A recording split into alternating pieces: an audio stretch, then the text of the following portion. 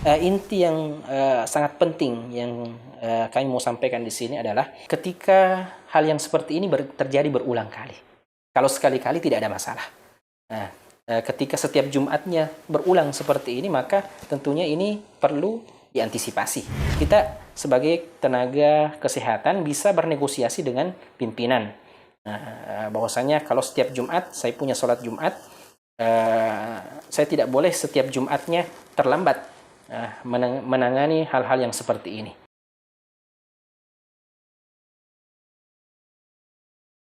Bagaimana hukum jika terlambat sholat Jumat? Ya. Tapi ini bagi tenaga kesehatan yang bertugas di kamar operasi.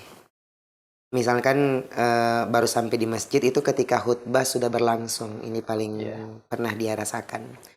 Akibatnya Ustadz, saya harus menyelesaikan dahulu pelayanan terhadap pasien. Ya.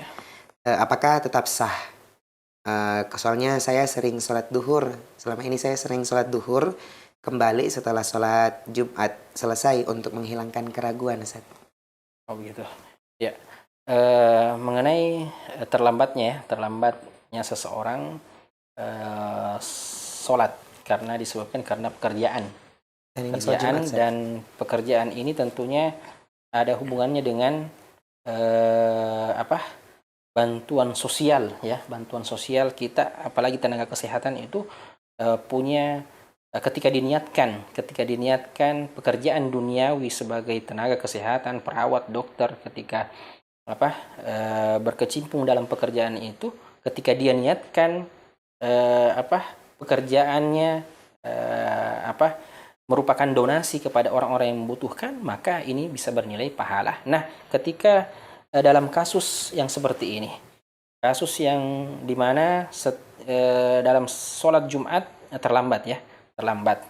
Tentunya ketika seorang terlambat dalam sholat Jumat, namun masih mendapatkan sholatnya, mendapatkan sedikit khutbahnya atau akhir khutbahnya, kita katakan tetap sah sholat Jumatnya dan tidak perlu mengulangi atau sholat zuhur setelah sholat Jumat. Namun inti yang sangat penting yang kami mau sampaikan di sini adalah ketika hal yang seperti ini terjadi berulang kali. Kalau sekali-kali tidak ada masalah. Nah, ketika setiap Jumatnya berulang seperti ini, maka tentunya ini perlu diantisipasi. Bisa saja kita bernegosiasi dengan pihak-pihak yang ada di rumah sakit kah atau di manakah. Ada yang disebut dengan sif-sifan, ya. Karena tenaga kesehatan jumlahnya mungkin bisa dibilang banyak. Kalaupun di suatu tempat banyak tenaga kesehatannya, terutama biasanya kalau masalah operasi, tindakan-tindakan operasi, yaitu di kota-kota besar yang dimana notabene-nya rumah sakit itu punya banyak tenaga kesehatan. Jadi kita sebagai tenaga kesehatan bisa bernegosiasi dengan pimpinan. Nah, bahwasanya kalau setiap Jumat saya punya sholat Jumat, saya tidak boleh setiap Jumatnya terlambat menangani hal-hal yang seperti ini. Maka kita bisa bernegosiasi dengan pimpinan, dikhususkan untuk hari Jumat jam tugas saya itu cuma jam 11 untuk istirahat. Ataukah kalaupun tidak bisa ada jalur yang lain, ya, ada sif-sifan, ya, kita sudah sebutkan tadi. Semuanya bisa ditempuh. Jadi kalau pertanyaan tadi sah sholatnya, tidak, kita katakan sholat Jumatnya tetap sah walaupun dia terlambat, tidak perlu mengulang apalagi menggantinya dengan sholat zuhur.